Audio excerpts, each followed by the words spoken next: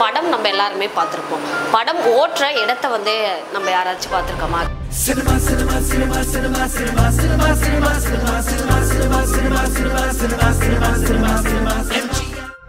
ஆரம்பத்தில் 15 ரூபாய்க்கு சம்பளத்தில் இருந்தேன். இன்னைக்கு 600 ரூபாய் வரைக்கும் சம்பளம். படம் பார்க்க போனேங்க. படம் பார்க்க போயிட்டு அப்புறம் அடுத்தது அன்னக்கிளி படம் வந்தது இல்லைங்களா? அன்னக்கிளி படத்தில் தான் நான் பிக்சர் சுத்தவே பழகினேன். 49 வருஷமாக சினிமா லைன் தான். 20 வருஷத்தில் பள்ளிக்கூடத்தை முடிச்சுட்டு தேட்டருக்கு போனேன். 20 வருஷத்தில் போனேன். இன்றைக்கி எனக்கு 70 வருஷம் 69 போகுது. இதனால் வரைக்கும் இதே தான் தொழில். ஒரு படம் ஓடிட்டு இருக்கப்போ அந்த படத்துக்கே சம்மந்தம் இல்லாத இன்னொரு படம் ரீல் வந்து நீங்கள் ஓட்டிருக்கீங்களா? பாகம் மாற்றி கூட போட்டிருக்கேன். பாகம் மாற்றி போட்டிருக்கிறேன். இங்கே வந்து நாம் வந்து அந்த மாதிரி சுற்றி வைக்காத விட்டுட்டு அந்த ஞாபகமெல்லாம் எடுத்து படத்தை மாட்டி விட்டோம்னா ஸ்க்ரீனில் தலைகீழ படம் வரும்.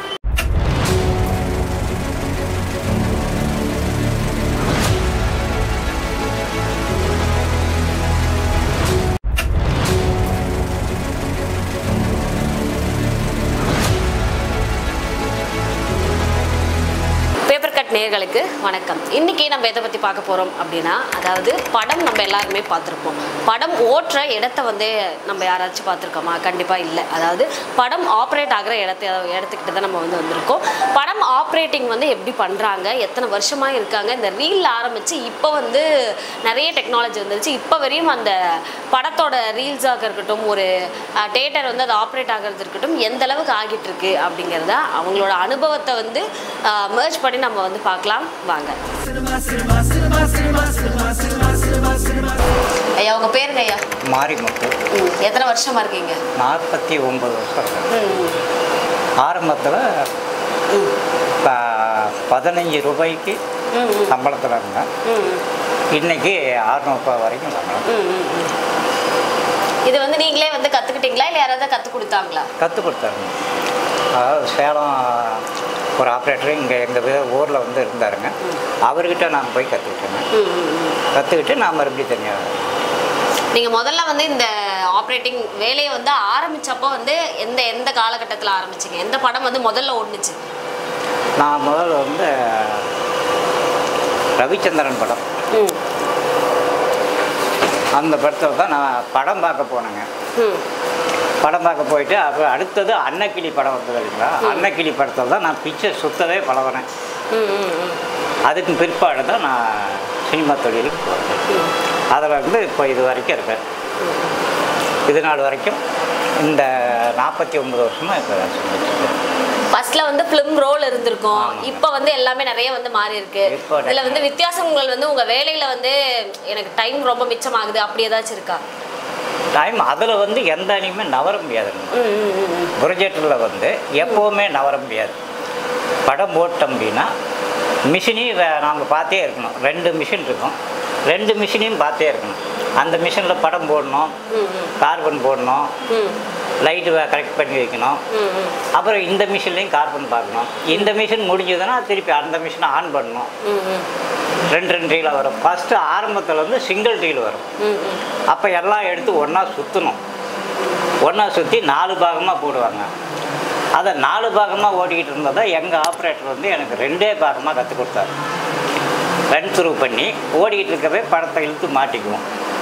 அப்போ வந்து இப்போ பழைய ஓட்டுற மாதிரி இன்ட்ரோட வரைக்கும் ஒன்று, இன்ட்ரோடுக்கு மேலே ஒன்று, அப்படி ஓட்டி கற்றுக் கொடுத்தாரு. அதுக்கு முன்னே வந்து 4 பாகம் 4 ரீலாக விடுவாங்க. 18 ரீல் வரும், 17 ரீல் வரும், 22 ரீல் வரும், இந்த மாதிரி வரும். இப்போ வந்து அந்த மாதிரி இல்லை.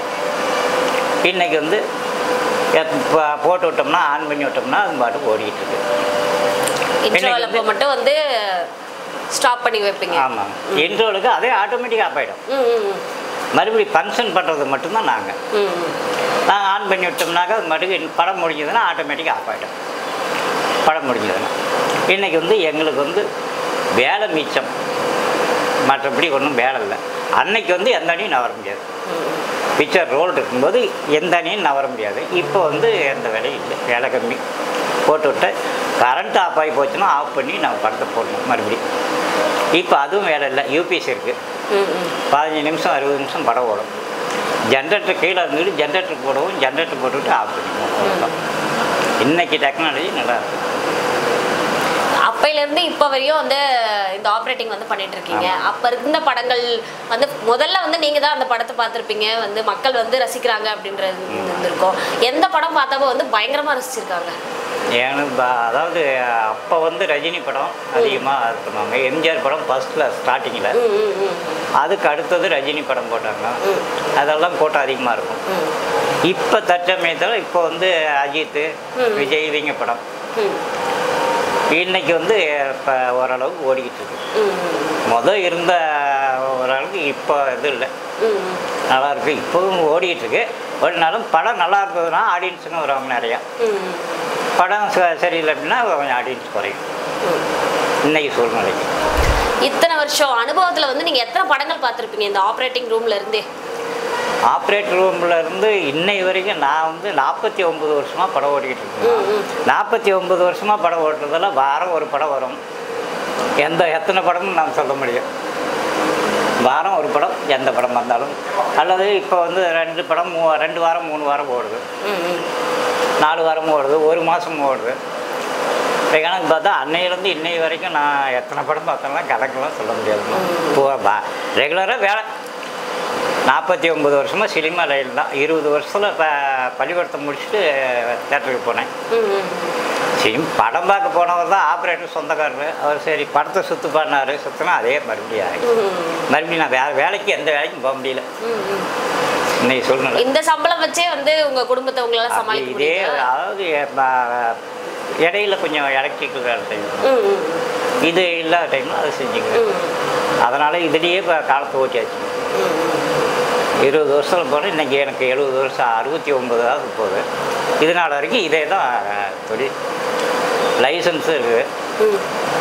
அப்போ லைசன்ஸ் வந்து இங்கே கால்பர் பண்ணோம்.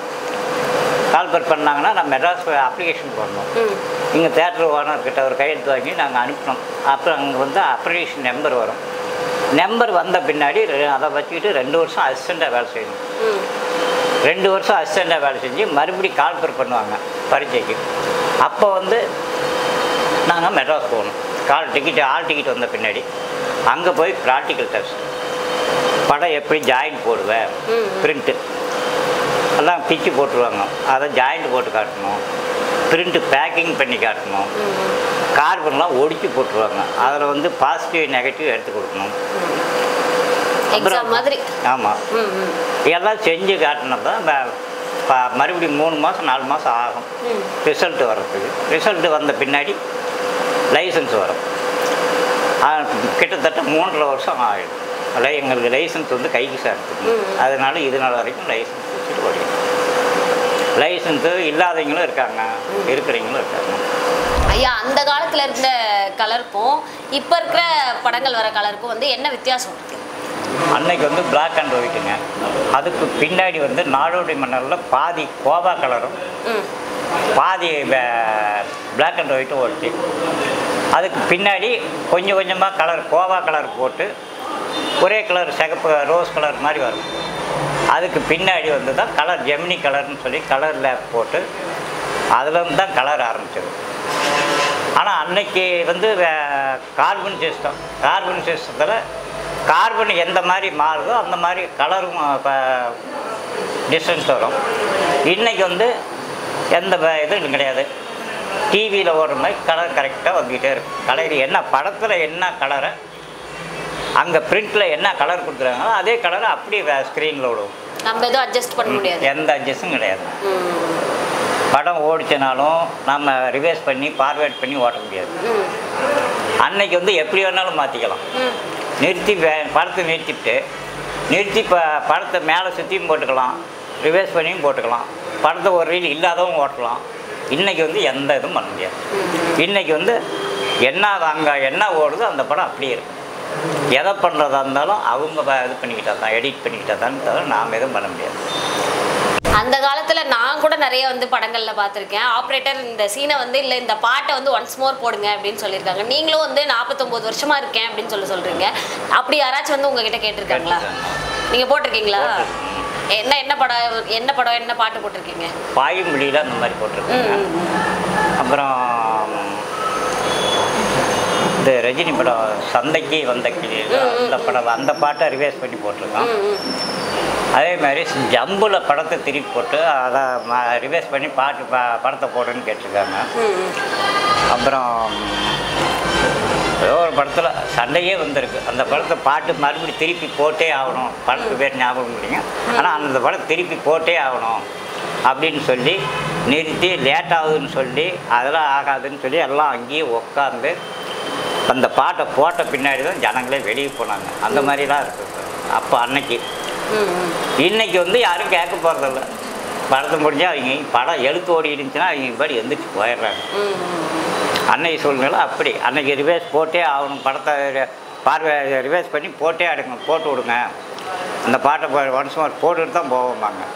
இன்னைக்கு அந்த மாதிரி ஒரு படம் ஓடிட்டு இருக்கப்போ அந்த படத்துக்கே சம்மந்தம் இல்லாத இன்னொரு படம் ரீல் வந்து நீங்க ஓட்டிருக்கீங்களா? அது போட்டிருக்கு.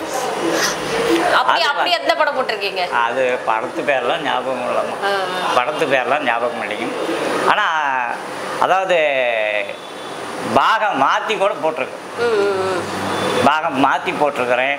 அதே டைமில் வந்து படத்தை அப்போ வந்து ஒரு தரம் ஓடும், ஒரு தரம் படத்தை சுற்றி வச்சிட்டோம்னா போட்டுருவோம், மறுபடியும் அதை வந்து நாம் சுற்றி வைக்கணும், மறுபடியும் ரிவைஸ் பண்ணி சுற்றி வைக்கணும்.